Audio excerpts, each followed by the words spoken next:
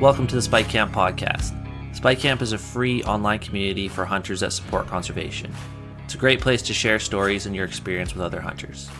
As a member of Spike Camp, you get access to all of our hunting live streams, discussion channels, contests, hunter resources, and events that we host. Membership to Spike Camp is free. Our only ask is that you are a member of a hunting or conservation group before you register. Head over to spikecamp.com to join us.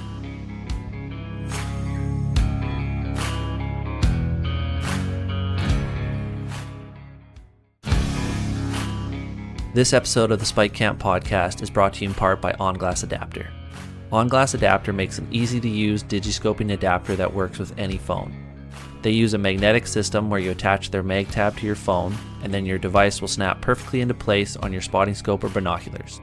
This product is developed and manufactured in North America, based in Idaho, USA.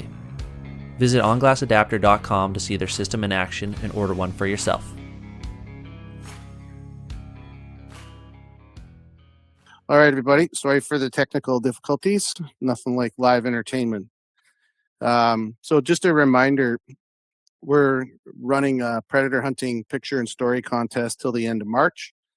Prizes will be awarded along the way with something big at the end. We're not sure yet, but it'll be a good prize.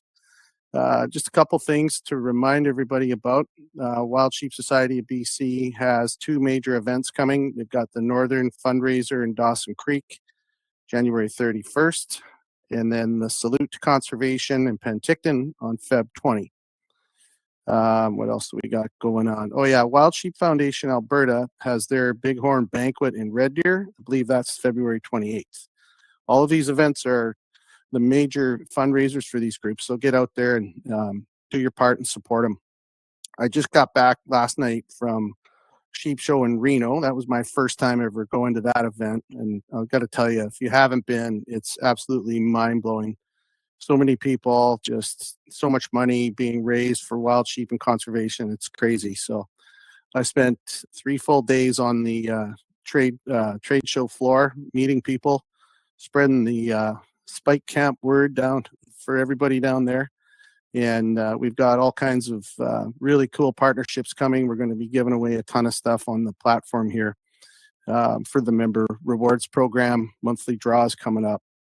And just a reminder, on this month, we're giving away a Vorn Equipment EV45 backpack with a rifle carrier system on it. It's a very cool little setup, and all the info is on the platform. So tonight's episode's been in the works for a while. I met these guys through fishing about 4 years ago. Prior to that, I used to do fishing trips, big corporate fishing trips up in Haida Gwaii, usually with a couple different fly-in lodges, and honestly got just tired of organizing it. And I came across Serengeti Charters out of Port Hardy, and it was recommended by a buddy of mine back in the day. He said to give them a call, and booked a trip for 6 guys. And now I go back every year. I book my trip while I'm still on the boat on the last day. I usually go back and forth with Junior here, and we get my dates planned. It's a family business, started roughly 20 years ago, Dave. Is that right? Yeah, maybe even more. My dad just did it more casually though. But yeah, we really got her down going about 20 years ago. Right on. Well, there's a few things you need to know if you're going to book a trip with these guys. Number one, make sure you bring coolers or be prepared to fill coolers that you buy at the cannery, because these guys absolutely slay the fish like crazy. Second thing, be prepared to have fun. And third thing, be prepared to talk hunting, because that happens a lot back at the lodge, on the boats, all day, every day. So I was going to say, guys, welcome to Spike Camp, but right now we got one of you. So we're gonna jump around tonight a little bit, Dave. So maybe you can fill in for Senior until he hops on here. But can you give us the background on how your dad got started in the business and what his background is and stuff as far as hunting and fishing goes? Yeah, no, he's been guiding Roosevelt Elk, black bear, some mountain goat here and there since before I was born, pretty much like around when I was born. So he's done a ton of Roosevelt Elk out of like Nipkish Valley in near Was there, and I remember as a kid be in the truck with him. He'd bring me Mhm. along, and some great quality Roosevelt elk there, for to say the least. And he did a lot of black bear too. So he the time it was Wayne Weave, and then it changed who owned it, and it was Dave Fife now. Both great guys, and but yeah, he got it for until I was about. He got it for at least 15 years there. Mhm. Until I was going to boarding school there, and yeah, so he had a. If there's one guy back then, it's a little different though too. Back then, the amount of logging was so significant that there was a lot of slash hunting, Okay. and nowadays it's definitely a little different play for the rosies. So there's a lot less slashes around, fresh slashes, a lot less logging. So you got to kind of bushwhack a bit and getting that Mhm. get wet walking through the forest kind of thing for the big rosies anyway. Yeah. Yeah. So back in those days, did they do a lot of like truck hunting and glassing, trying to find the herds and stuff? Is that what the plan? Yeah, huge. Find vantage points, glass down, because there were so many slashes back then that you would see them come out in the morning or in the evening, and then Mhm. you know where the area they're in, and then you attack either the next morning or that evening. And in fairness too, like when he was guiding for Rosie's, he was the superintendent here, like in the Nimkish Valley in Was. So Okay. he was out in the woods every day, like literally 320 days a year. He was out in the woods. So he had a pretty good handle on what was going on, and also he had all his employees that were Mhm. under him um, out there as well. So like if there was a Roosevelt elk that was seen, he would hear about it, and that's a huge advantage, right? Obviously, when you have literally hundreds of people out there Mhm. seeing rosies every day, and they're out there early and whatnot. So yeah, Yeah, it's like having an army of scouts, right? literally an army, like dozens and dozens of people will be reporting to him what they saw. So So when better he than was trail work, cams, even. yeah, no kidding. I guess it Yeah. would be. So in those days when he was working as a guide, he kind of ran the northern camp, right? For the outfitter, then like he ran the elk area. If I No, he recall, was that's just how a it worked. guide. Like the Okay. outfitter runs it himself, obviously, right? Okay. So whether it was Wayne Weave or Dave Fife, they run it, and he was just a guide for that person. But they would always, again, he's out there 320 days plus a year, so they'd always be looking for him. That was even before trail cams, right? Nowadays, guide outfitters using trail cams like crazy. This is before trail cams. So Yeah. he was out, like he was the person to talk to about where rosies were. Hmm. So, growing up as a kid, you're bouncing around in the truck with him all the time. So you've seen all these. You're seeing elk all the time. I'm sure, right? That must have been amazing. Oh, elk, a lot of black bear. He got it for black bear as well. Um, Back then, a few more blacktail as well. But yeah, no, I was always with them and bounced around, getting stuck a few times. So I know there's a Hmm. few times he actually called a few logging buddies, and they brought a few different logging equipment to pull him out of a few sticky situations because we Yeah, were but stuck. But yeah, but no, it was amazing. It was, as growing up, to be a part of that was awesome, and I only really got back into elk hunting in the last 2-3 years, to be honest, and nothing beats it. To be honest, it's unreal. yeah, let's talk about that because I know you. It wasn't Rosie's, but you did some elk hunting over on this side of the pond. Tell us about your season. Yeah, no, it went with my uncle. He lives in right near Cranbrook, Yeah. and went out in Kimberley and went out and did some elk hunting, and we were successful as a team there. And he knows the area. I can't say I know the area really well. I'm learning it though. Hmm. Like I'm he's kind of like my dad, super old school, but like Hmm. still a badass hunter. And so I brought a bunch of trail cams out, and we threw those out and saw some really nice bulls. We only hunted 3 days, got in a real Hmm. nice 6x6, probably in the 300 to 310 range, It's a good bull. and a real good bull. Yeah, yeah, and and we had 2 other legal bulls, like nice ones too, probably in the high 200s on cam. So we dropped that, and it was kind of nice. It wasn't too far of a hike out from where we dropped it to the truck. It was vertical, like it was Oh yeah. straight up, but it was not a long distance, which was nice. So yeah, out there, and yeah, we just camp out, and I really have a great time hunting with my uncle. We're very similar people and hardcore. Mm. We are up as early as we can, get out there, stay out as late as you can, and we have no problem putting in miles. It's thick as thieves out there though too though in Cranbrook. I didn't realize that Yeah. until It is. Yeah. this year. It's crazy. It's bananas. It's so thick. So, but So we got a real nice bull though. was this your first elk hunt out in the East Kootenays then? It was. Yeah, my Yeah. first Yeah. elk hunt. We're next year. We only did 3 days. Obviously, me and my wife, we have a new baby, so I could only really put away 3 days. We got it on the third morning. Next year I'm gonna do probably more like 7 days with them, so we both Mm-hmm. can get one.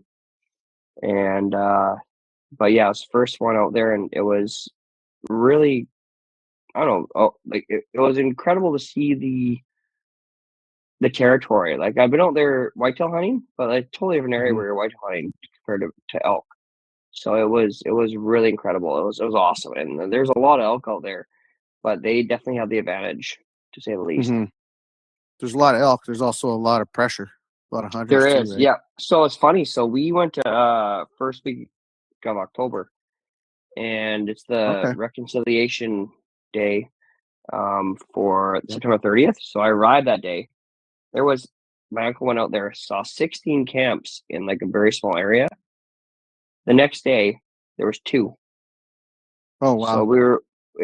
everyone left. Like they did that last bit of September into long weekend, and then we were lucky enough to be able to escape that and the pressure. And obviously all those guys, some got bulls, Mm-hmm. but I'm like, as even with fishing, when you come up fishing with us, I hate pressure. I'm not gonna be around other boats. I'm gonna go find my own fish and get away from the crowd. And that's how I'm hunting too. So it was actually nice. I'd rather do that than go even if it's a little more peak a little earlier. Yeah, let's pause the hunting for a minute and let's talk about that because that's something I wanted to dig in. So, um, I've like I was saying earlier in the show, I've fished with a pretty much every shape and form of charter you can think of, right from just a one man operation with one boat. Most of my experience, though, prior to fishing with you guys, was with the big operations, the fly-in lodges out of Haida Gwaii. And that they were great experiences, phenomenal part of the world, right? When you fly into some of those floating lodges and just get to experience that northern coast, it's just unbelievable. But at the same time, the lodges we were at were pretty big, and you did feel kind of like a corporate guest. It's like staying at a big hotel where you're definitely treated well, the service is good, but when it comes down to the experience and the fishing, it's definitely different. The guides are more prone to watch the clock. And oh, look at this! We got someone joining us here. Holy. Hey, make sure you accept the old the video and audio there, Senior. The man, the myth, the legend. I think so. He's coming on. Yeah. While he's doing that, yeah, I was just gonna say, the difference is between these big corporate lodges and all the different. You got sometimes 50, 75 boats going out in the morning, right? Yeah, it's a different feel, right? Like, and they're all going to the same spot, and you're Yeah. around 30, 40 boats when you're fishing. Like I said, even hunting, I am the same way. I will hike farther. I will go explore a new area just to get away from people, and that's what I've done with our business as well in terms of fishing. Yeah, I mean, that was the first thing I noticed was, the first day out on the first morning.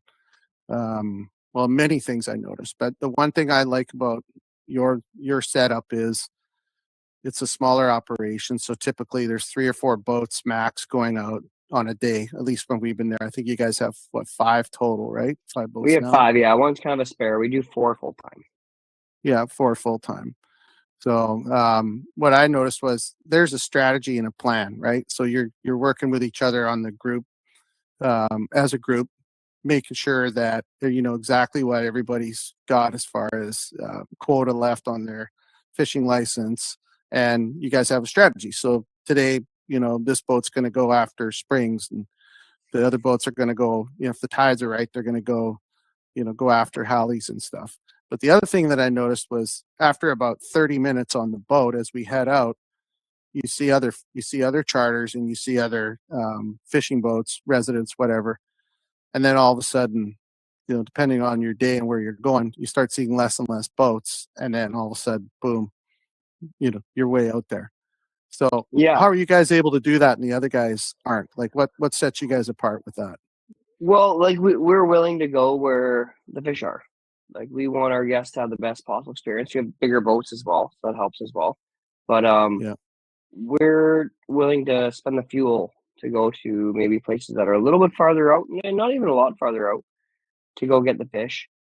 And a big thing too is like my whole philosophy is let's hammer some fish. We'll figure out where they are. So like in May, before we open up for the season, every year for the last 10 plus years, I go out with family, friends, just buddies, and explore.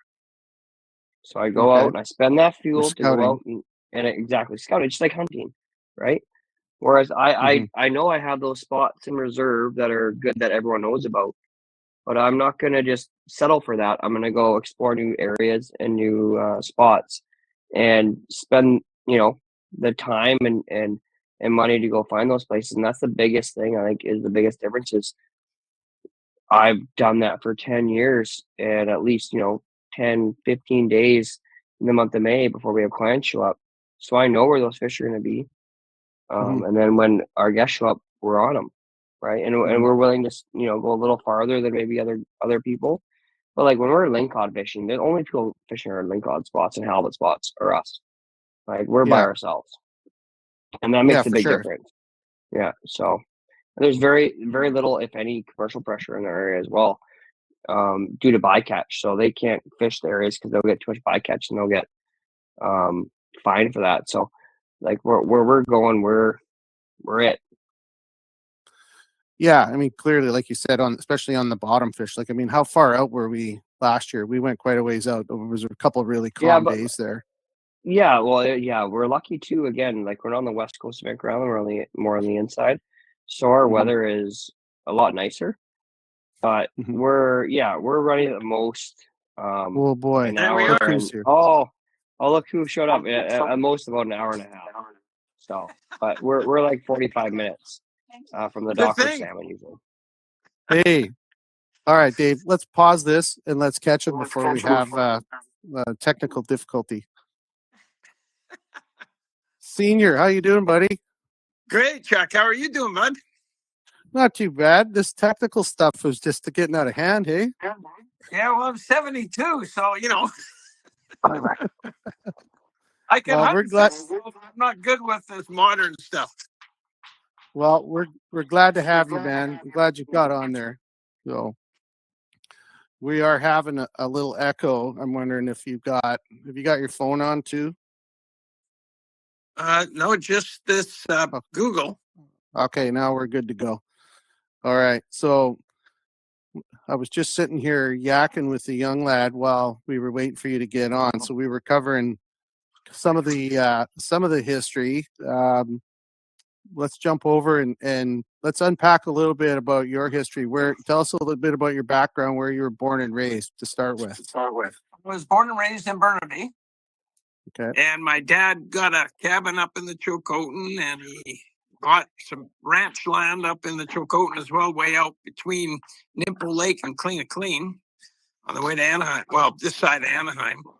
And as a young boy, he even took me fishing in a little backpack and fly fishing in lakes. And he's taken me to the ocean, salmon fishing, took me hunting when I was around 7 or 8. and I pretty much hunted fish the rest of my life. He took us up to the Nipkish Valley here, deer hunting I shot my first deer when I was 11 in the Nipkish Valley here. And then we'd go up through the old ferry from Kelsey Bay to Beaver Cove and drop his his little 12-foot aluminum into the water. We'd salmon fish. And in fact, you could do everything right within Telegraph Cove, Beaver Cove there in those days. And when I got out of school, I said, I really love the North Island. So I moved up to the North Island and been up here for 50-something years ever since. So. Wow. So moved up there, never left. Nope.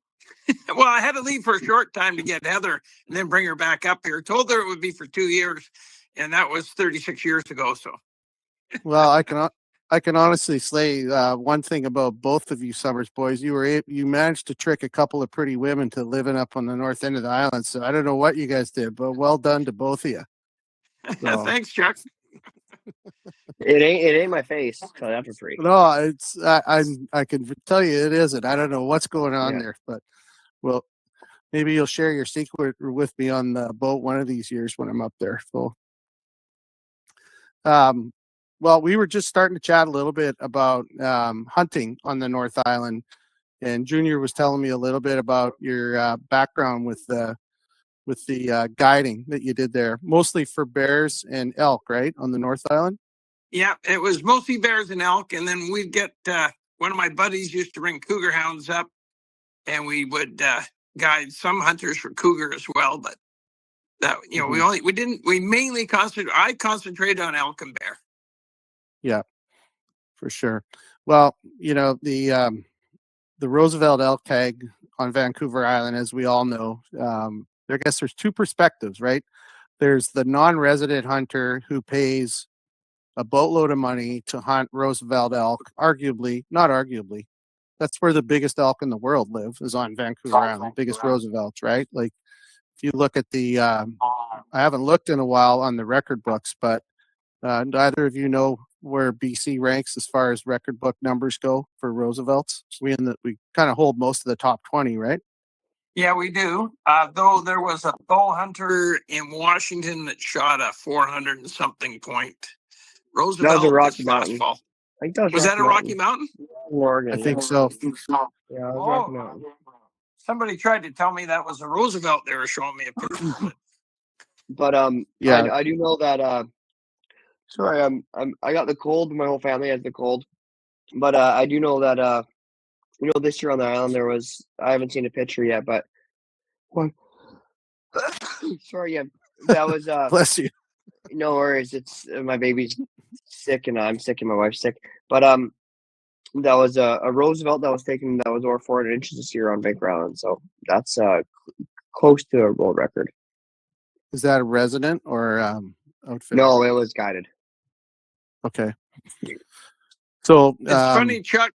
Back in 1977, I got drawn for Roosevelt, and at that time, the elk I shot was the number one in Boone and Crockett. It stayed there for 10 years, and it was actually because of that elk that the outfitter got a hold of me and asked me if I would guide elk, and I started guiding elk and bear for Wayne Weeb.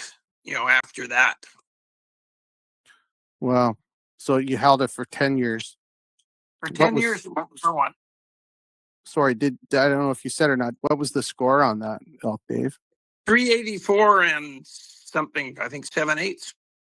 Wow. That's a big bull. So over the course of the years when you were guiding, I'm sure like you bring these guys in from the States, they're not meat hunting, right? They're after the biggest bull they can get their hands on, right?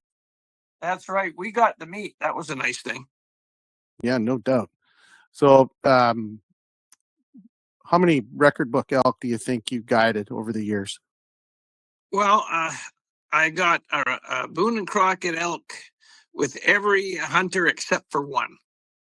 And the one guy that didn't get one, it was one of those hunts where the wind was right, everything. It was in thick bush and country there, and the elk two bulls were fighting, and it was about a 310, 315 bull was fighting this bull. It was easy 360, big, heavy 7x7. And we crawled in through the bush on our bellies and came up over an old windfall. And the elk both were fighting about 60 yards in front of us. And I whispered to the hunter, I said, when you come over this log, don't look through your scope. Look with your naked eye, and the big bull is on the right.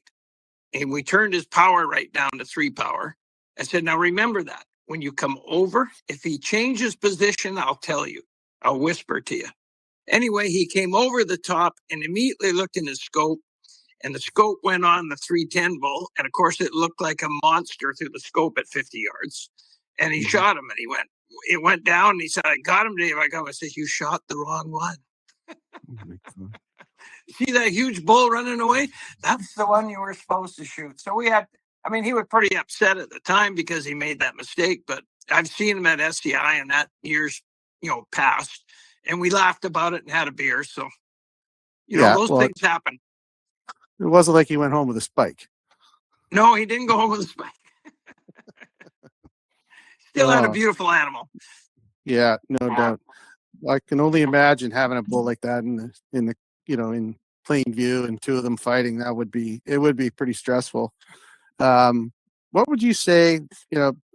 Dave was kind of hinting at a little bit that times have changed as far as forestry goes up there and the terrain for the Roosevelt elk.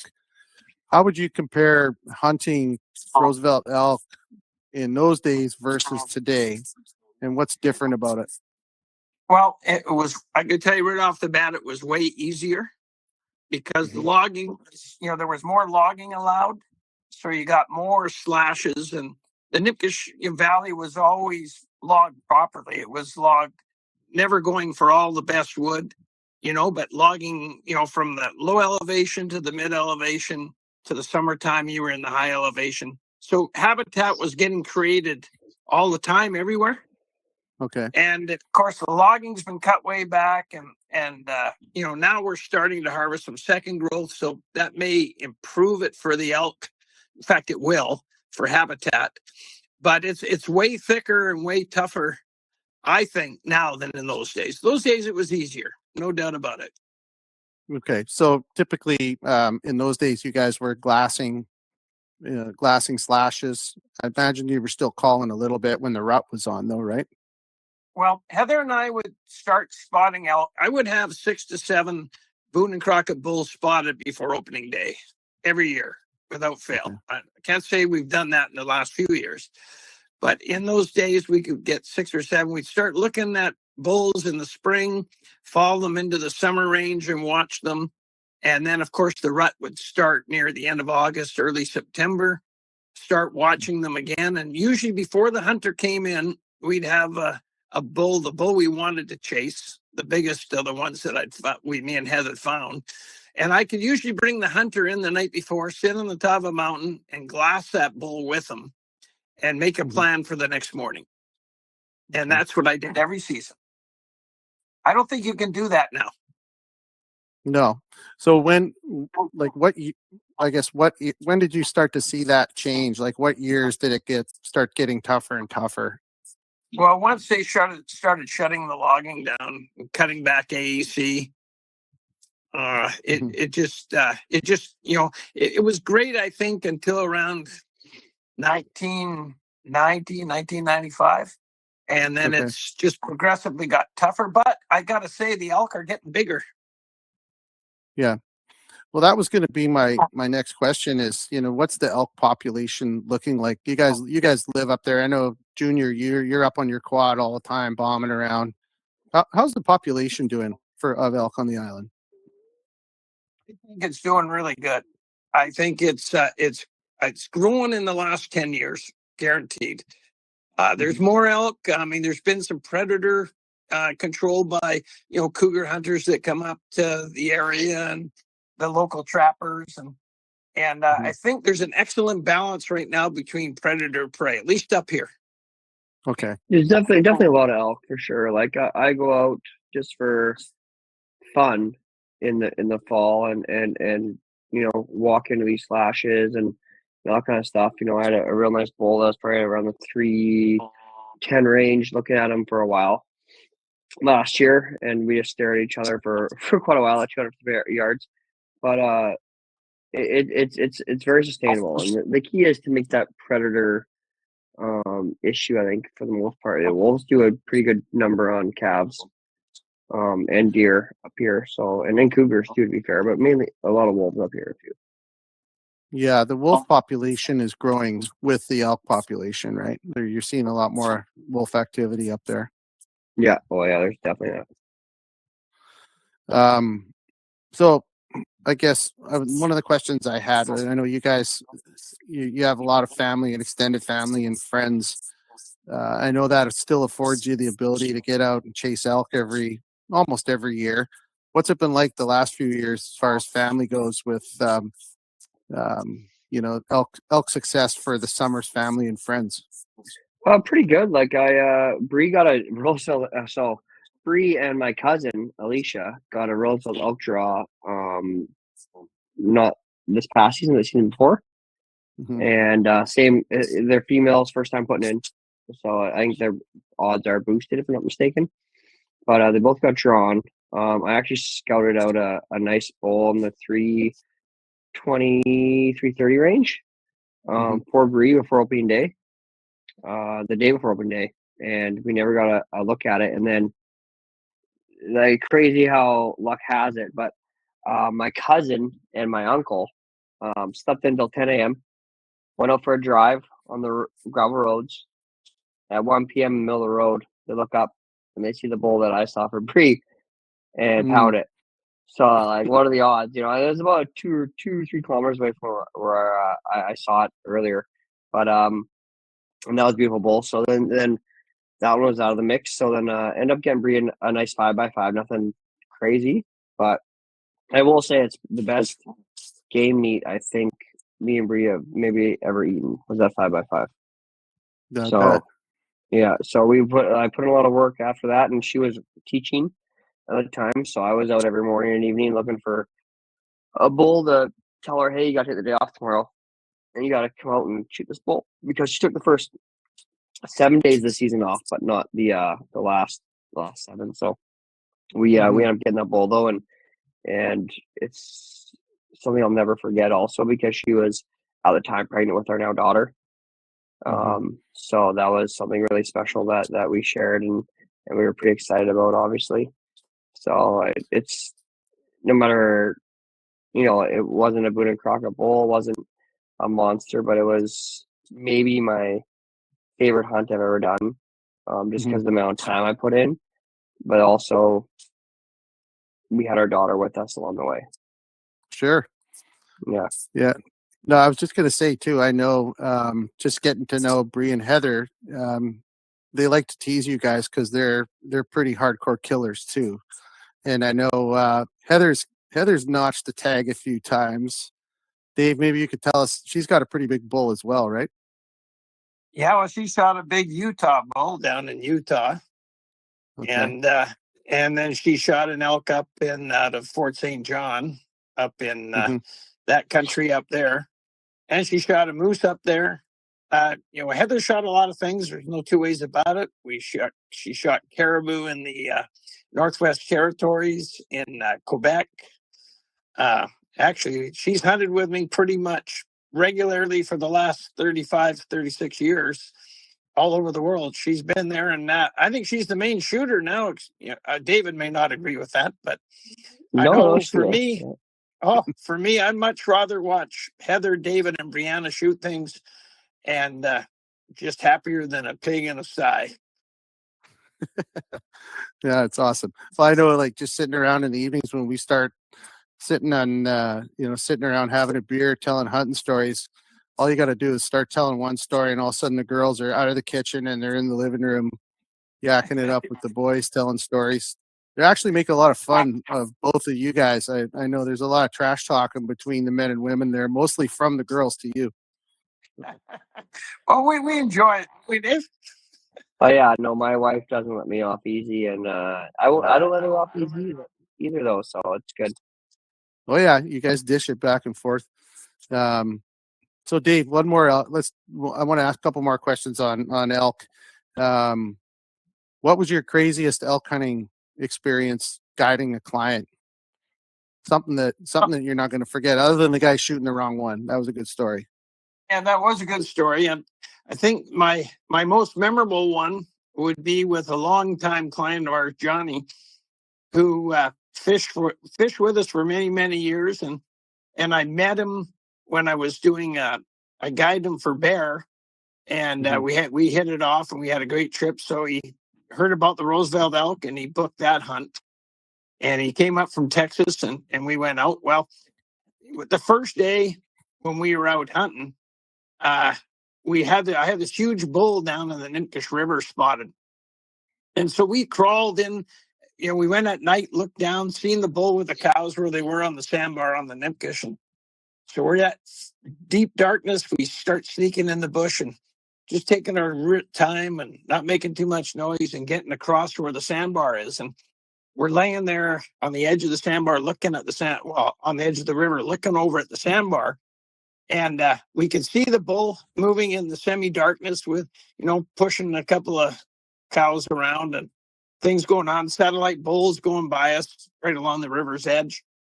And I think, okay, now we're going to get this shot. It's just about going to be light enough.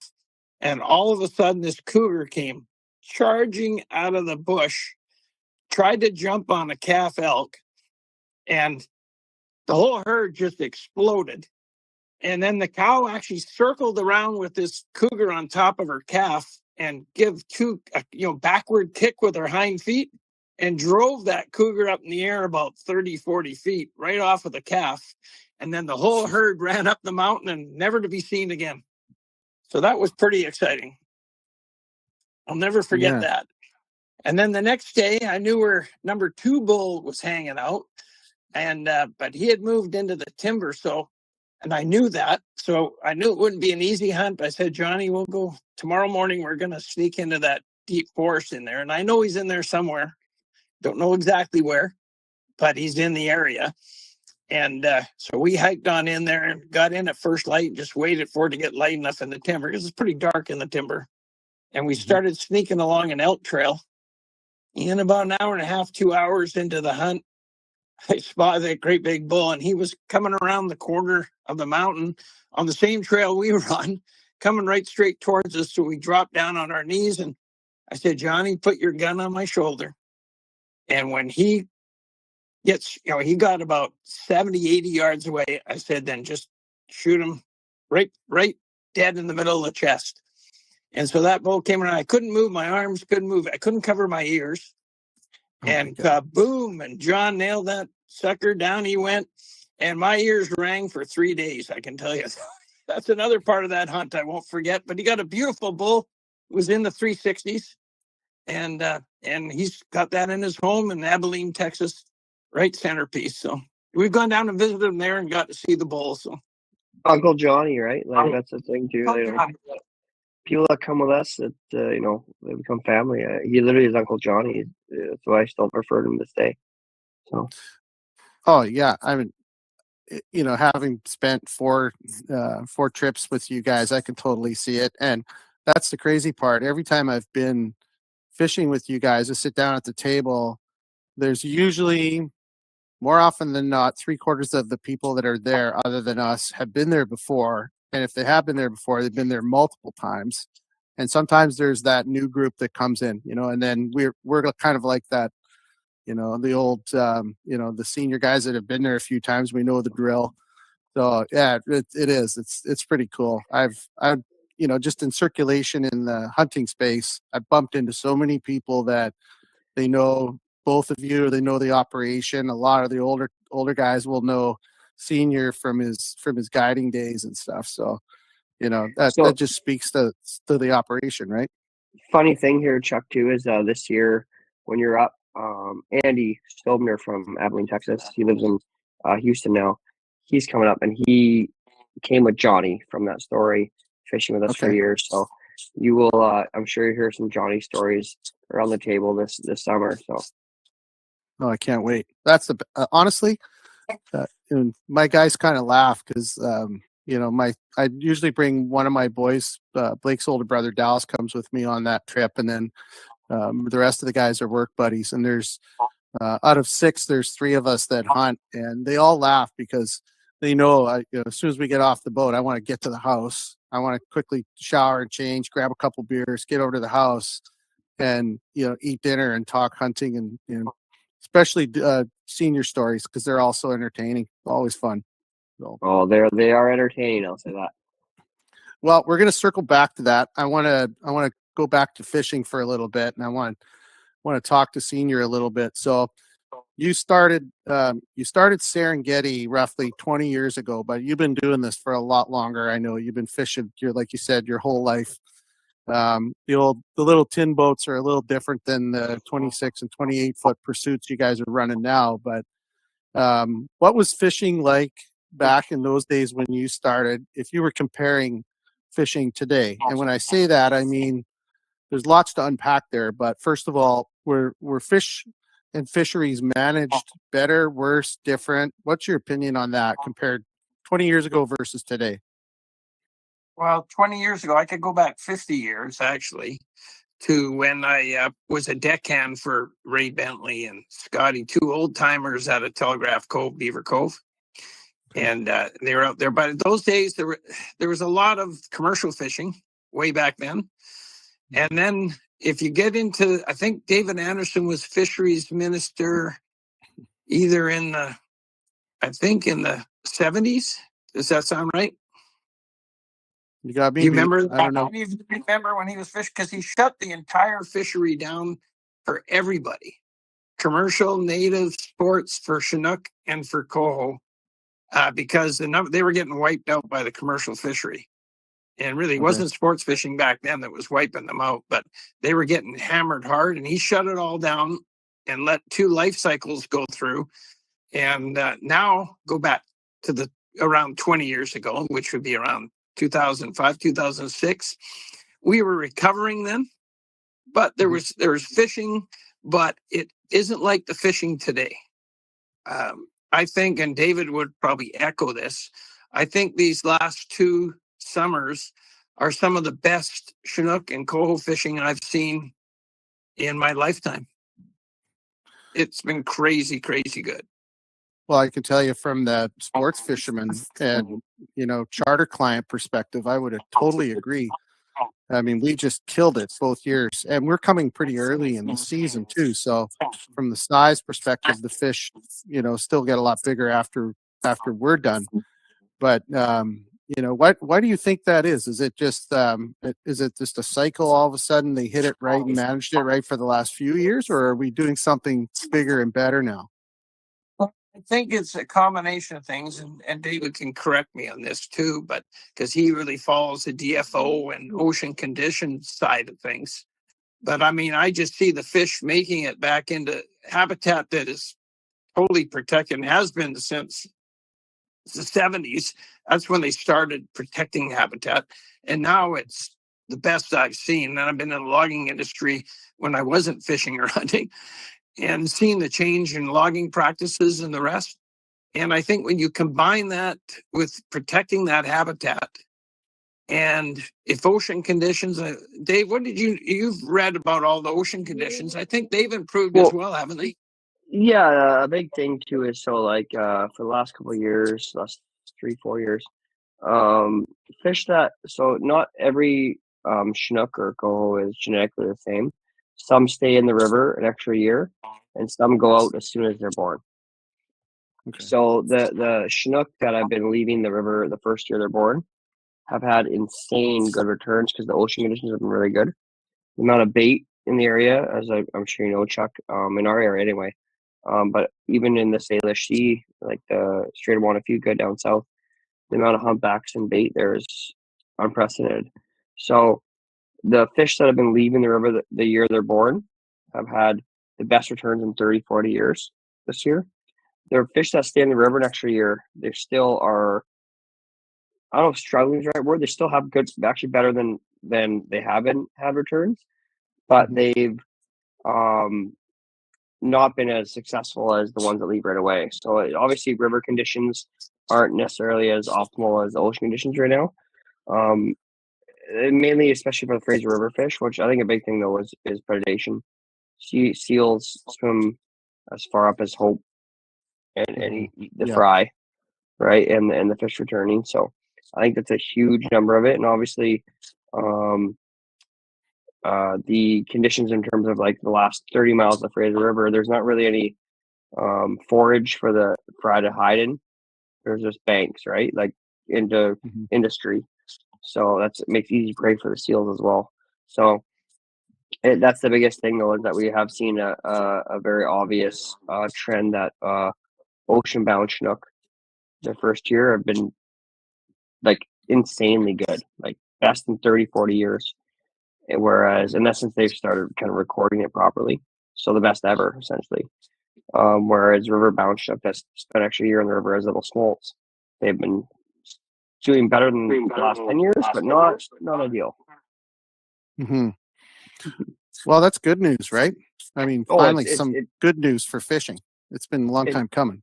It's true. It's just like, honestly, last 2 years, like Dyke Senior said, the best Chinook and coral fishing I've ever seen in my life. Like it's stupid in a good way. Like this past year between May 17th and August 27th, 28th, I had a TV show out, and I literally on my boat limited out on Chinook. That's 8 to 10 Chinook. Lost just as many by 9:30, 10 at the latest, except for one day. I think it was July 27th. It's an odd day, just who knows why. Whereas we had to grind it out a bit more. But like other than that, like by 9:30, 10 to have 8 to 10 Chinook in the box, lose just as many because you're not catching every fish you hook or bite, right? Especially you, Chuck. But it's been incredible. Like I really can't even emphasize how great it's been. So I'm pretty happy about that in terms of for us and the coast in general. Well, that's awesome. So okay, so that's great news. How about obviously technology's changed, Dave, since you started, back 50 years ago, whatever it was. And the gear has changed a bit. Do you see the tactics from the fishing side of things? Have they changed much, or are you guys still doing things you did the same way back in the old days? No, it's changed. It's changed quite a bit. It really has. I mean, yeah, in those old days when we were fishing, I mean, just with GPSs and that for fishing locations and what have you. I mean, those days we used a map, a compass, and we'd line up this point of land with that point of land, and the tip of that island with something otherwise, and then where it intersected is where we would go for halibut. And then we'd sound it out and find it. Yep, it's the right spot. Now with the GPS, when you get your spots, you mark them, and you don't overfish them, but you just make sure you have lots of spots. With the tackle, in the old days, it was the wooden plugs, right? Mm-hmm. We used them a lot for the Chinook and Tom Max and stuff like that, spoons. And if you'd used a bait, you always had some cut plugging, but you would use the herring strip. And now, with the techniques that you use now, especially, utilizing, the smaller baits and putting different types of rolls on your heads and stuff. And David's extremely good at that. I mean, he's teaching me all the time when he gets patience enough to do it. And so now you're mimicking every kind of bait that the salmon are actually eating. Whereas we used to just concentrate on them eating herring, but they don't always eat herring.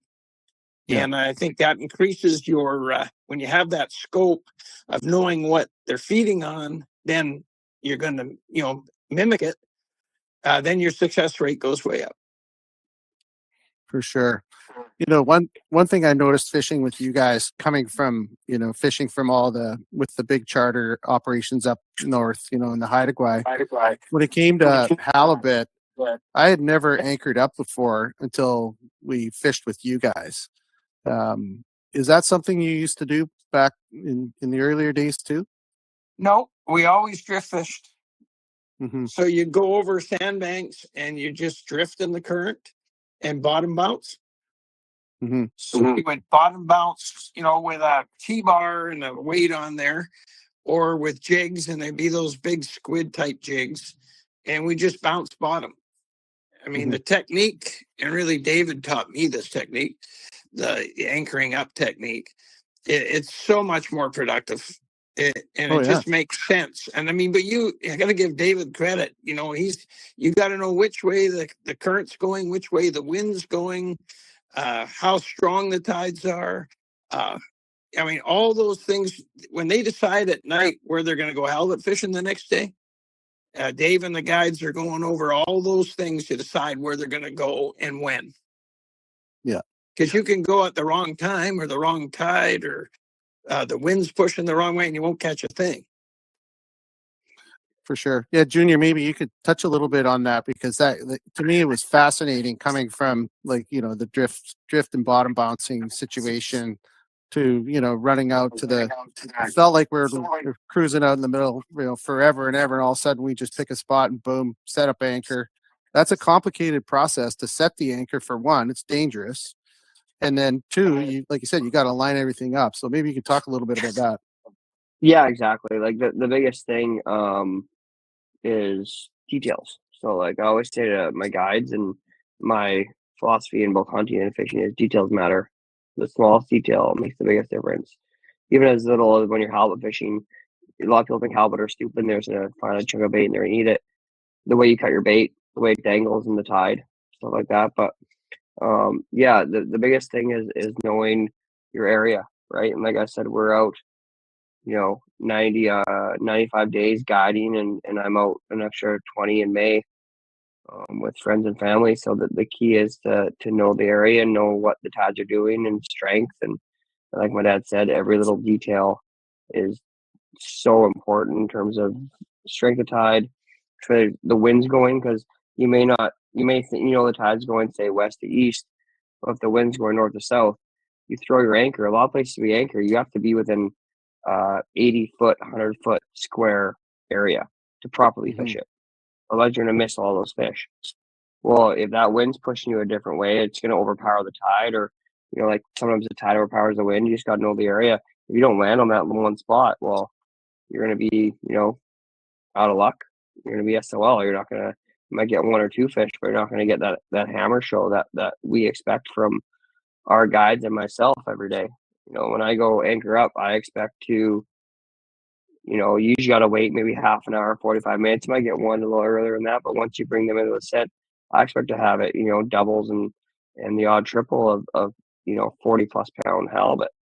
And if I'm not getting that, then, I feel like I messed up that day. But those little details all add up to give the most amount of those days for our guests. And yeah, so halibut actually have a better sense of smell than great white sharks. Wow. So that's how we put down salmon and herring, and we have these scents we use as well. And the tide, the current takes that scent to them down the slope. They smell it and they come to us. That's why we anchor. And it's essentially how the commercial fishery does it too, right? They do a long line, it doesn't move, a bunch of baits, and then the halibut smells it, comes to them. So that's kind of, I can't say I definitely am not the one that thought that strategy up for sports fishing, but I feel like we've started to get close to perfecting it in our area anyway. Well, it certainly works. I know, like, just from my experience alone, couple observations with it.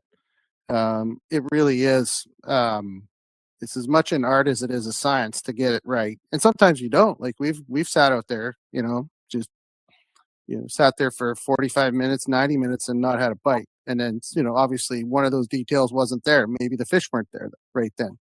Exactly. But the other, every day is different too, right? So exactly. The other observation I can't recall seeing any other charters doing that out in that, at least out where we're going. So, you guys are kind of unique in that. I think there's a lot of them obviously fishing halibut, but we don't see too many of them when we're out, for sure.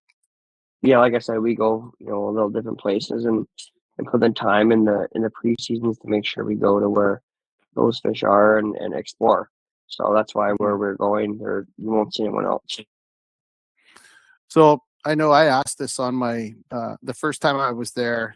I think I might have asked you before I came over. I said, what can we expect on a trip? And your answer to me was full fish boxes. So is that for you guys? Is that really like it's got to be in the top one or two things you want to provide to your guests, right? Can you talk about that for a minute? Yeah, absolutely. Like that's one of the things, it's not what it's all about completely, obviously. We want to I like to chirp the boys when we're out there and whatnot. I haven't had the pleasure yet to fish with you yet, Chuck, but I think we are this year. But This year, yeah, so prepare yourself. I expect some good chirps back. But yeah. I my biggest thing is to have a good time out there. Number one, have fun, laugh a lot, enjoy yourself, enjoy the beauty of the coast. Number two, let's fill that fish box. The delicious eating fish. Our limits are made in a sustainable way, if not overly sustainable. I think they could actually be even more liberal. But that's a government thing. But the limits are sustainable the way they are now. So even if we fill the box with what you're allowed, you're going to go home with a ton of fish, and you're going to be, number one, let's laugh a lot. Let's joke around. Let's enjoy the beauty of the scenery. 2, fill the box. 3, Right on. whatever else, you guys, you see, whales every day and stuff like that as well. So, our average guest is going home with 3 boxes of fish, like 40 to 50 pound boxes of fish per guy, per person when they leave. And that's a great bonus of it, but that's not the end all be all, but it's a bonus of the trip for sure. Yeah, I mean, let's face it, it's delicious. That's got to be the main reason we're doing it. All right, we're just going to pause for a second here. Blake has drawn a winner. We're going to give away a sample pack of 5 This Is Coffee backpacking instant coffees from our buddy Wardo at This Is Coffee, and our winner is Braden Stacy. So Braden, I'm going to get that out in the mail to here probably tomorrow. So I'll get Blake to coordinate your address and stuff. So, all right, let's get back to hunting. I want to pick Senior's brain a little bit and try and get some more some more stories. So, Senior, I know you've hunted all over the world and you've had some crazy experiences. I know you have hunted muskox. Maybe you could tell our guests a little bit about your muskox adventure that you had.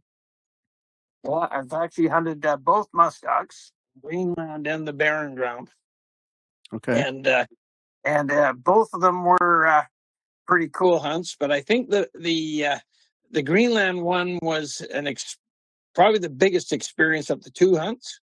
And that was there was 3 buddies and myself, and we booked and we headed up into way up north of the Arctic Circle.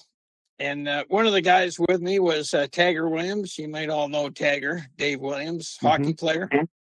And he was one of my buddies on that hunt. And so anyway, we got up north, and the Eskimos, they we wore caribou skins that they'd made, and the ladies would sew them up. They'd go into the room there, and they'd have all the caribou on, and they'd figure out what you're going to wear. And they'd have caribou pants and caribou jacket and caribou hat. And then we'd have all the other stuff that underneath that. And we got that all outfitted, and we're heading up into the Arctic. And you'd stop, and they'd make a little, because the wind's always blowing in the Arctic. Just if you don't know that, it's always blowing. So the temperatures even get colder. When we left the main camp there, or the little town they had there, and we started heading up on the snowmobiles, and they pull you on a sled, it was around 25, 30 below.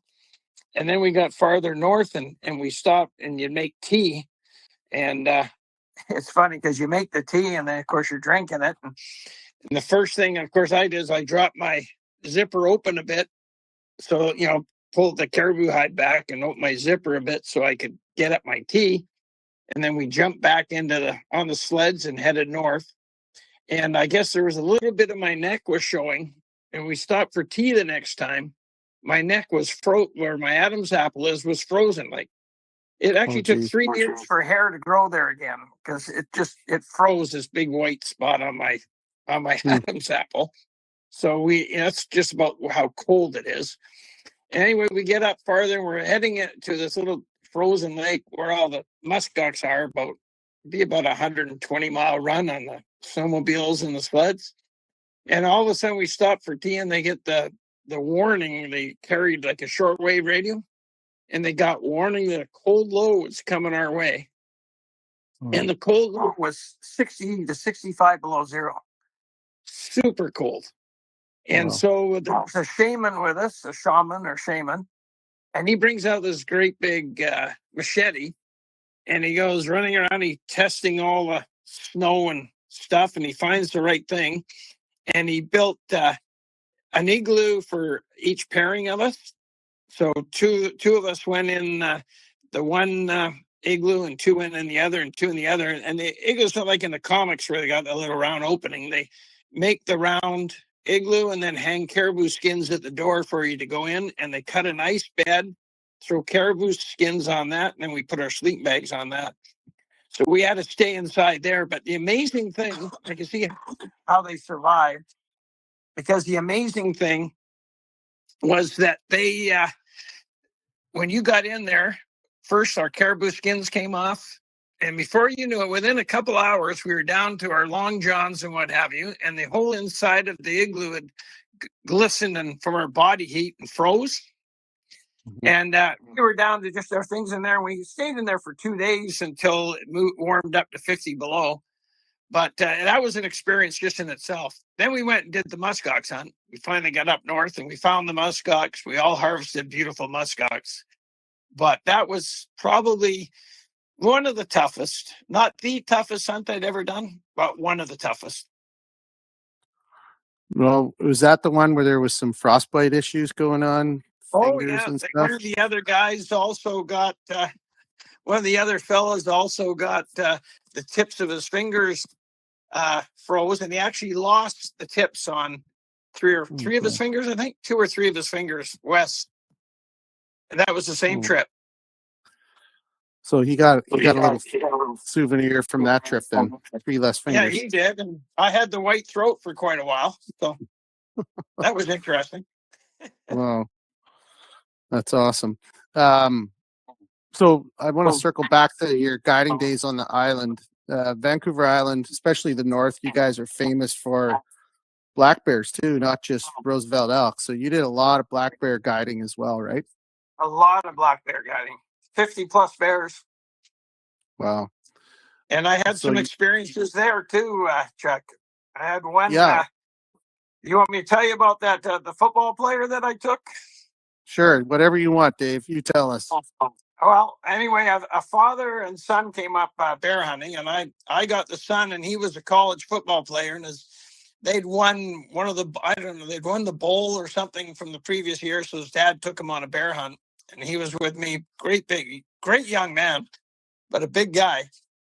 Anyway, we were bear hunting, and I spot this bear, really good bear down below, a nice 19 to 20 inch skull, probably around 7.5 foot black bear. And he gets lined up on him, and we snuck down, got on top of a stump, and he shoots, and he hits this bear, and it takes off, runs across the meadow, and disappears into the heavy second growth. And I go, man, I wonder where he hit him. I'm thinking he hit him a little far back. So I said, I'm going to have to go in there and check it out, but I didn't want to have him there and me there in case anything went wrong. So I got him to sit on the stump and say, you watch that area, wave at me when I'm right at the spot. So he did that. And so then I had to go into this heavy second growth. And there's a bit of a blood trail, but not a lung shot type blood trail. And I'm sneaking through there, and I had to get down on my hands and knees with my gun and sneak along. And it broke into a little meadow. And the crazy part of this is I looked out that meadow, and there was a black bear at the other end of the other meadow. And I went, is that the same bear? But he was feeding. He didn't look like there's anything going on. So I just, stood up and was sneaking out, trying to check out what was going on. And all of a sudden I heard this clacking of teeth, clack, clack, clack. And I brought my gun up, and the bear charged me from 20 feet. And I literally swung the gun and put the barrel in his mouth and shot all at the same time and blew him backwards away from me. And then, of course, I went to get the young fella because we had his bear, and he said, oh, my God, I thought you had died. I said, what do you mean? You screamed like I've never heard anybody ever scream before. I couldn't even remember screaming. All I know is I turned and shot that bear, put that barrel right in his mouth and pulled the trigger. I'll never That forget was- when you came home that day, Dad. I'll never forget when you came home that day. I remember Mom answering the door. That was before we had the extension. And she opened the door, and you were like white and like just and then like shaking. And then you told, like, I was only a little kid. I was, I don't know, maybe 8, 9, 10, something like that. But I remember that like it was yesterday, and it was that's funny. Yeah, that's definitely a story I remember. And yeah, that guy did say that you screamed like a little girl. But Who wouldn't? I would too. I would too, to be fair. Yeah. Yeah. Oh my I God. look, my voice is already high. I would have screamed like a really little girl. No shit. So, Senior, what was your guiding rifle for bear hunting, for the backup rifle for the bush? What'd you pack in those days? I always packed a 300 Yeah, 300 Win Mag. with 300 Win Mags, my go-to Yeah. gun.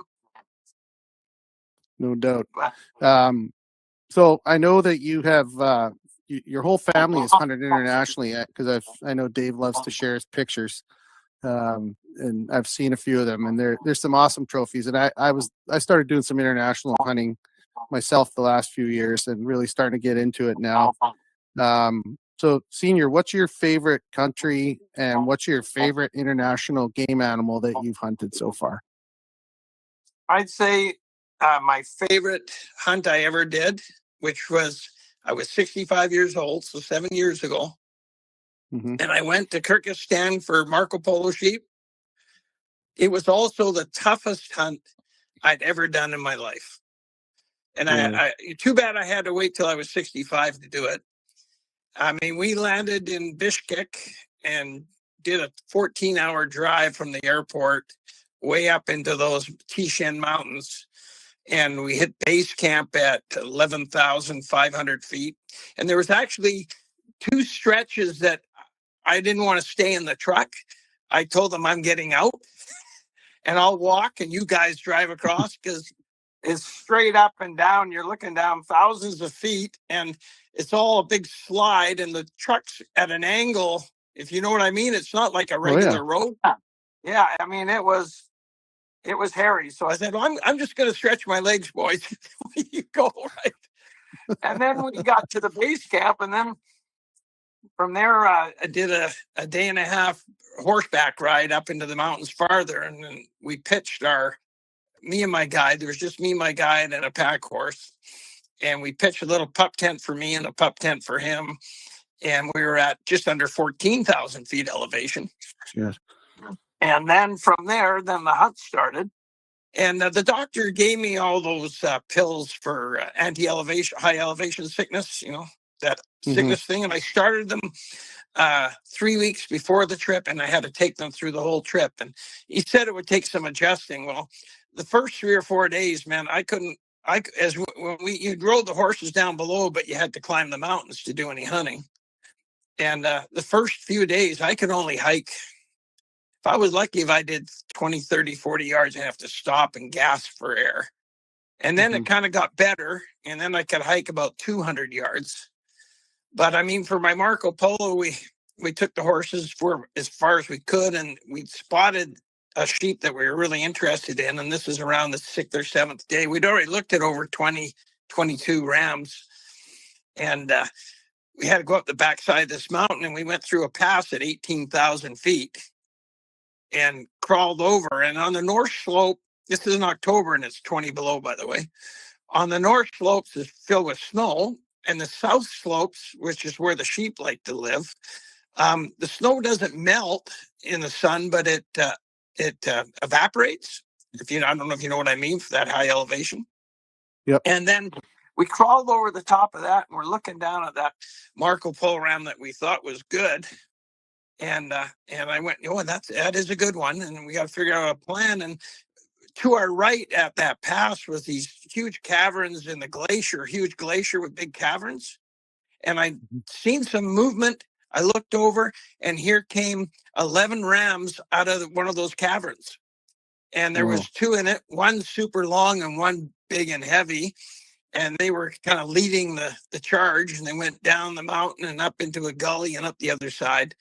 And I tapped my guide. They don't speak any English. Everything you do is sign language. And I pointed, and he swung his glasses, and he got super excited. I know those were two really good sheep now. So we watched them go. We watched where they bedded down, and down we go over off this pass, and we cut down the gully so they can't see us, and we get down to where they went up, and now we have to climb up that. And they were on one side of the valley, we're on the other side. And my little guide, he was just fantastic. I love the man. He made my hunt. I don't know if I could have done that hunt without him. But he would keep running up to the top of the hill while I was hiking up the gully, spot where the sheep were, give me a thumbs up, run back down. And he just kept doing that till we got across from the sheep.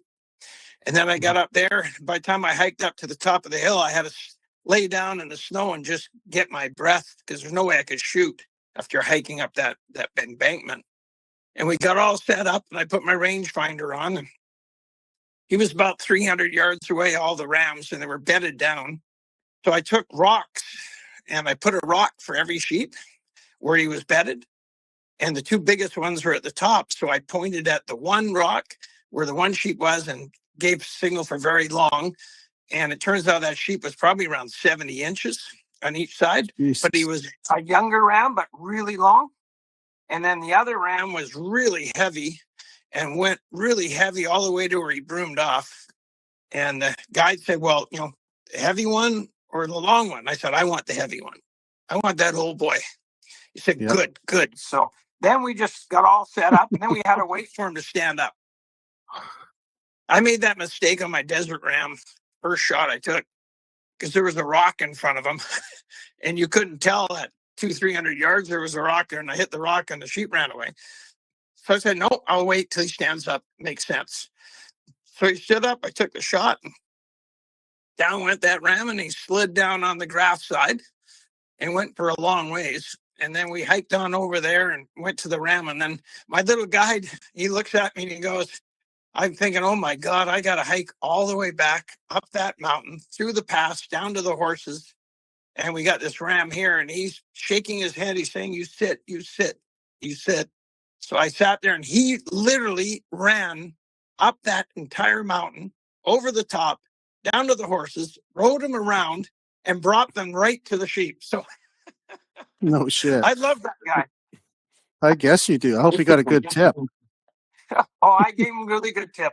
It's funny that over there they tell you at the office, the outfitter, they don't want you tipping their guys too much.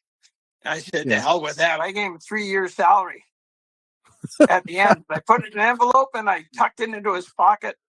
And I told the interpreter, you tell him not to tell nobody what I gave him. So the interpreter told him. He added 3 years to your life at least, so that's pretty fair, I think. I don't know. Yeah, exactly. Yeah. He was. He did this at 65. Oh my God.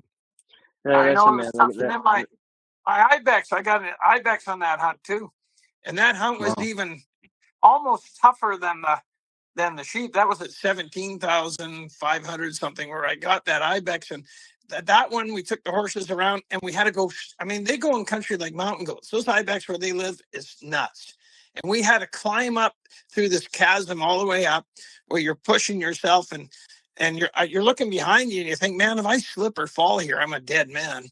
And I was about 200 yards from the top, and I'm getting exhausted.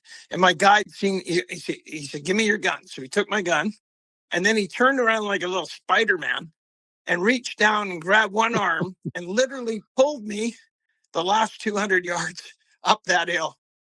Got me on top. And again, after we shot the ibex, you sit here, because there's a little goat trail that goes all the way down into the valley, and he ran. I don't know if he ran, but he got down to the horses, brought the horses all the way around, and went up that little mountaintop ledge all the way to right where my ibex was. And we rode down. But when you're riding down those ones, Chuck, and you're on those little short horses, but you're looking to your left and you're looking to your right, and it's straight up and down, you just go, please, horse, do not slip or fall. Because if you do, you're behind, so am I. Oh, God. What an adventure, Dave. So were you by yourself on this trip? Like this was I went with a little friend. treat? I went with my friend from Alaska, and he went in a different direction with his guide and that. So there was the two of us went. And he Nice. was actually got introduced to me, Dave did, at SCI from my good friend Bob Anderson, who had hunted Marco Polo with Dave. Dave, that was his 21st Marco Polo hunt. He went every year. Wow. But Wow. he came from a family that was an oil family in Texas. And when his parents passed, he sold the company and moved to Alaska, and all he did was hunt and fish. That's insane. But I just That's my plan, Senior. That's my plan. That's his plan for sure, right, Yeah. Junior? Well, I don't have any oil wells to pass on to you, Dave. Yeah. No, you have good stories though. Good stories. Like that's just He does. it's crazy. The stuff he's done. It's bananas. I couldn't do that in my mid-30s. What he did. So Yeah, it's insane. What like just the accomplishment of surviving in that altitude alone at 65. I mean, let's face it. I'm not tooting your horn, Dave, but you don't look your age. When I see you in person every year, it's like, oh my God, you're holding your own, buddy. I don't know what you're doing. Must be something that wife of yours is cooking. I don't know what it is. this angle might not be your angle though. Just throwing it out there. I don't know. I say Heather keeps me young. That's what I say. So yeah, no doubt. Yeah, I'll just say this: for the audience, we got 30 some odd guys here. There's an old buddy of yours, Jess Baxter. But I'm just gonna say, if you want to have a good time fishing, this is what happens in the evenings: is you sit down with these guys, and this is what you get. This is what you get as far as entertainment. It's awesome. All right, Junior, what's your favorite international hunt so far? Probably a couple. I would say the New Zealand hunt when I was like 13 for tar was pretty awesome. Senior, mute your mic if you can. And then also the South Africa one we did in April, 2 Aprils ago. Yeah. That was because my wife was with me. Dad, you tap your screen, it'll say mute microphone. Do that just well. Yeah, you're good now. I think. But yeah, like I just don't echo. But the definitely the South Africa one with my wife. And that was just before we were pregnant with our daughter. Just again, like my dad said, he loves to see me and my mom shoot animals. And now that I have a family now, I am like, well, like I'd rather see people catch fish than catch fish myself. That's sure. Part of being a guide. But like now that I have a family, like I could give two shits, pardon my French, to if I shoot an animal. I want to see my wife do it in the future, my kids. Even when I go with buddies, like I'll probably more fired up if they shoot something than I do. Like that elk hunt with my uncle. He hammered it. Actually had a faulty bullet, which is actually like a little scary because we were in big time grizzly territory, and I shot and it just went click, and like that's pretty scary in that kind of grizzly territory to think if I had one charging me if that happened. But and then he hammered it and pounded it and dropped it. But I would say that one for that reason, just in terms of sentimental trip. And then the New Zealand tar was the coolest trip I've been on. You're in a helicopter, they drop you off like you gotta duck down so you don't get your head chopped off, and you jump out of the helicopter. Then you hike after, like it's like mountain goat-ish area. Maybe not quite mountain goaty, but it's crazy, and you gotta hike after these things. And I was like 12 years old doing this. So that's something I'll never forget. Like I remember almost every detail of that hunt too, and I was only 12. It's quite a few years ago. But I would say that was the most memorable in terms of the scenery and the actual hunt. And then the South Africa one with my wife was the most sentimental one that I want to do that every year if I could with her. Like it was just so awesome to see her really, because she hasn't been able to hunt a lot in the last few years because she was in school and then pregnant and then child. So like she hasn't got the opportunities that I have. And she sacrificed that so that, I am able to go do these kind of things. So that to see her be the hunter was just so awesome. Like, like me and my dad, we went and he had a black Impala he was after. So we were separated from Bree and my mom, and Bree didn't plan on getting a sable. And we eventually got my dad's black Impala. I won't tell the story, Dad. I'm not going to sue you on your shooting in Africa. But so we eventually got his black Impala, and then we were running back, and they're like, "Oh, like you got to go see Bree and your mom. They have something. You got to go see them." And like we didn't say that she shot anything. And again, she wasn't planning on getting a sable. I already got a big sable on that trip. And then we're pulling up, and there's just like dead sable there, and it's like the biggest they've taken out of that area for their outfitter for years. And just the way she tells the story, they were driving around just having fun. They're gonna meet us for dinner that night, and they see this giant sable, and the guide's like, "That is the biggest sable we've seen here in years. Like, do you like want to take that?" And Mom's like, or Bree's like, "I don't know. Like my parents were getting most of the hunt, so." Sables aren't super cheap, and then my mom looks at Bree as like the Minister of Finance, who my mom refers to herself as Minister of Finance. Because I was going to say that without my mom, my dad would also probably be broke, because who knows where it'd go. But like, we're very dependent on. You'd be going on 30 Marco Polo hunts with it if Heather didn't control the purse there. Exactly. So and my mom's like, the Minister of Finance says absolutely. So Bree, with a 375, dropped it in its tracks, didn't move 1 foot, and then we pull up in this giant sable, and I was fired up on my sable. I'm like, monster, and even the guides were like, "Dude, that's one of the better ones we're gonna get this year out of our area." And then Bree just dummies me and gets an absolute pig. But this driving up and seeing that, like, I don't think I've been more excited, because I could see it in her eyes and whatnot. So like, yeah, those two hunts in terms of 1A most beautiful. There's the New Zealand tar. It's insanely amazing. BC, we're lucky we have tons of amazing territory, but like that was extremely special. And and the like when you're helicoptering, it's insane. Yeah. But and then definitely the one in South Africa with Bree and seeing her as the hunter is I think my favorite hunt we ever done, and I gotta thank my parents for that one.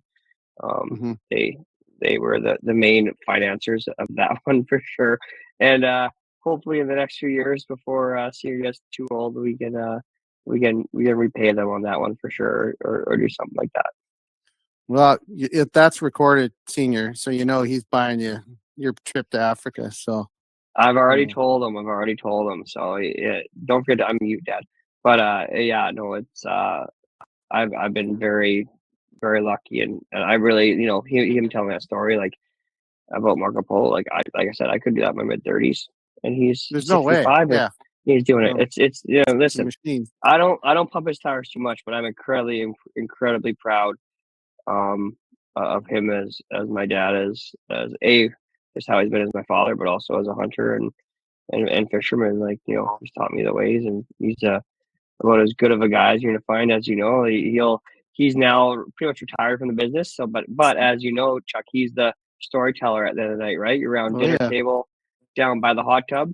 He's there with the guests having a beer and BSing about hunting and fishing, and he loves it. Like, he loves that. He comes down to the dock and grabs the fish too, takes up to the processor and keeps him a little spry, I think.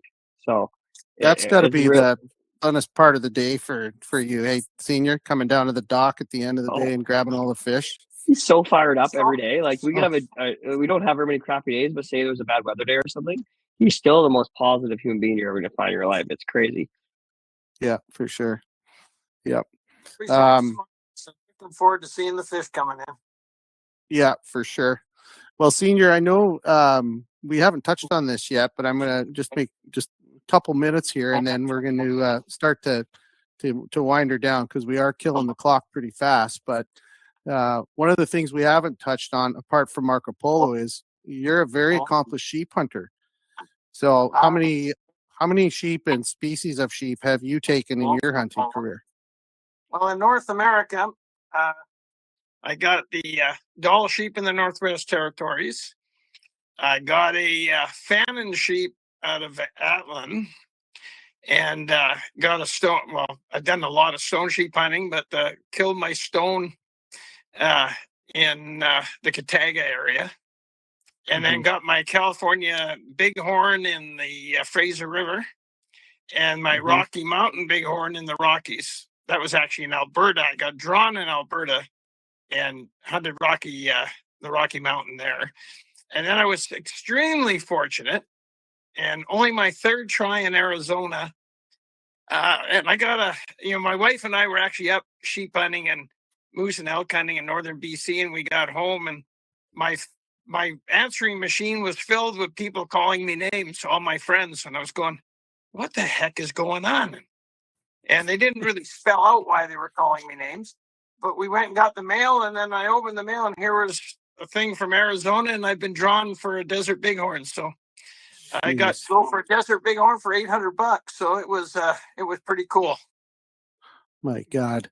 Well, we're going to have to do another show and bring you on, talk just sheep hunting, because there's an awful lot of hunting stories in those last 4 or 5 sentences right there. But congratulations, my friend. I know you and Heather are life members of the Wild Sheep Society of BC.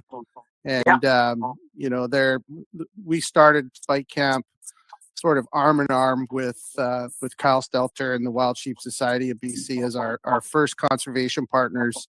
And really the ethos for Spike Camp was, largely to drive hunters towards conservation, join them as conservationists, and sell hunters as hunter conservationists to the public and to the anti-hunters and those that don't hunt. But you guys have been in the conservation game for decades and decades. So congratulations again, my friend. Thank you.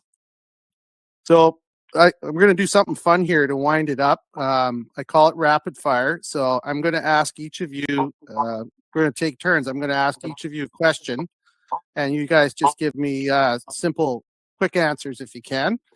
And we'll see where this takes us. So Junior, what is the biggest spring that's been landed on the deck of your boat? 64 pounds in 2010, and we got a 62 and a half in 2019 as well. But yeah, 64 and 62 and a half. The 62 and a half was released, so it went to spawn. Okay. Senior, biggest spring landed in your boat? 55. 55. Okay. Junior, I remember my first time fishing. I was waiting. All right, Dad. Next time. Yeah, you'll get there. Next question. All right, Junior, favorite big game dish? Whitetail tenderloin. Ooh, that's a good one. From Alberta. Senior, from Alberta. Okay. Yeah. Senior, your favorite big game dish? Moose backstrap from Newfoundland. Really? That's another good story we're going to have to unpack next time you guys are on. That sounds awesome. That was this year. Right. It's delicious. I can test. Awesome. All right, Junior, what's your dream hunt? Money is no object. That's a tough one. I would love to take my family, my wife, and my kids when they're a little bit older to the New Zealand hunt. I think it'd be phenomenal. It's just so beautiful. Okay. Well, I was hoping you were going to say Marco Polo, like your dad. And then my next question for Senior. I'm a wimp. Yeah. Okay. Now we get it. Yeah. I was going to ask him when he was going to take Junior on his next on his dream hunt, but you answered it yourself. So Dave gets a pass. He gets to skip that question. So I'm going to give Dave's going to get a question. You're both going to get it. So Senior, what does conservation mean to you after all these years? Protecting habitat for wildlife. Okay. Good answer. Junior, what's your take on conservation today? It means the availability of my daughter now and my next kids, whether it's a son or daughter in the future, to be able to experience what I have with my dad and my mom. And I can easily say that hunting and fishing has shaped my life to who I am now, and I hope that happens for my children as well. And you know, the best memories, you know, hopefully it won't be for 30 years, but one time when my parents are gone, I'm gonna be talking about our hunting and fishing stories before probably anything else. Mm-hmm. Yeah, for sure. Well said. All right, last question, and this is kind of loaded question for both of you guys. Any advice for somebody who's building a business with a family member, asking for a friend? Trash talk's allowed here, so fire away. Senior, you got something insightful to say while Junior chokes? Okay, I know. I just think that you have to trust in your family, and you have to make decisions together. You can't make them independently. Mm-hmm. And you got to share the financial part of it, but also the part that we love too. So you got to have a common passion and listen to each other. Mm-hmm. Junior, what do you Now say to that? I'm gonna seem like a dick, but I'm gonna say have whiskey. No, I listen. I love my dad. You know, he's given me the opportunity to do this. Without him, I wouldn't be able to have the fishing lodge. To be fair and to be truthful, but definitely, definitely know what your strengths and weaknesses are, and you sometimes do have to be assertive in terms of making sure that whether it's family or whatever, you have to make sure that you recognize said strengths and weaknesses and work off them. Because I know what me and my dad will get into a few discussions that are a bit heated, and I will say he's pretty good about it. Usually he ends up on my side of the argument, but it's not always the easiest to be fair. You know, like it's not easy, but at the end of the day, it's worth it. So not easy, but at the end of the day, it is worth it for sure because we spend all summer together, and if we would have this, we wouldn't. And I spent a lot of my childhood with my dad. He coached my hockey and stuff and whatnot. But I really cherish these years that we're fishing and hunting together, and we hunt different now too. Like we go mule deer hunting, for example, together here in BC, and I'm more of I just want to go solo hiking. I want to go do my own thing, and he's a little bit older now, so those hikes up those mountains aren't as easy, and so he can't really do that. But I'd make sure to put a day or two away to the side where we just do a little bit easier stuff and do a lot of through the lens and stuff and glassing. Sure. But just making sure that you enjoy it as much as the other person might drive you crazy. Because again, at the end of the day, I'm gonna remember the memories with my dad and mom. A lot of them are gonna be hunting, fishing, and a lot of, especially my dad, are gonna be work related, you know, like him and down at the dock, like we were talking about earlier. Like he's a character down there. Oh my gosh. Like guests love him. Guests are fired up. They're more fired up when we come back to the dock about having Senior get all fired up than they are about the fish they caught. So and that helps me at the end of the day, right? So just enjoy it. Even in the hard times, you know, maybe after you cool down a bit, go and give that person a hug and be like, hey, glad I'm doing this with you still. Yeah, for sure. Yeah, there's a lot to be said too, especially when, you know, you got two generations. You know, everybody knows Blake and I have a partnership here at Spike Camp and a couple other little small companies, and it's interesting. I've told people in the last couple of years, I'm not surprised by this, but I learned something from him all the time. As much as I'm the father, you know, you like to feel that you give a lot of knowledge or share a lot of knowledge with your kid, but then at the end of the day, you turn around. I heard Senior saying it earlier, you know, giving credit back to Junior for things that he's taught him. Junior's taught Senior over the years. Well, on the technical side of fishing, the same to be said, you know, with Blake and I. And it is really cool to be in partnership with with your son or your father, and you learn a lot more about each other than you had hoped you probably would when you started it. But Oh yeah, no anyway, doubt, for sure. I don't know if you watch Landman. yep, yep, Did you see the Jerry Jones thing where he talked about his most proud thing is doing business with his kids? yep. It was awesome. When Yeah, yeah, like it was crazy because I watched the preview before I watched the episode of that, and I'm not even the father, and I was like, man, that's to do it with my dad, like yeah, it hit home as corny and cliche as it might be, it really did. So yeah. it's totally true. It's awesome. Honestly say, Chuck, can honestly say that the teacher has become the student. Hmm. Very well said, boy. Well, guys, I knew this was going to be an absolute blast. We got off to a little rocky start with the tech side of things, but all that means is we know what we're doing for next time, and we're definitely going to get you both back on. And I cannot wait for my fishing trip in July to get up there and hang out. And Dave, I'm still waiting for the call on the cat hunt, so don't forget that. When that We gotta snow get some flies. snow first. I know. I'm on standby, man. Just let me know. Crazy mild winter, like not well, some mild, but like very little snow at lower elevations this year in BC. Like up high, it's quite snowy, but down Yeah. low, it's been crazy. So yeah, no, trust me, I want to shoot as many cats as I can too, just to save some elk and deer. But it's been wild. Yeah, you bet. All right, boys. Thank you very, very much for doing it. Junior, before we sign off, how do we find you? How do people get more information on fishing? You bet. We're Serengeti Fishing Charters. That's SERENGETI. Blake just sent a link in the chat there. But Serengeti Fishing Charters, we're out of Port Hardy on Northern Vancouver Island, and we'd love to have you out if you're interested at all.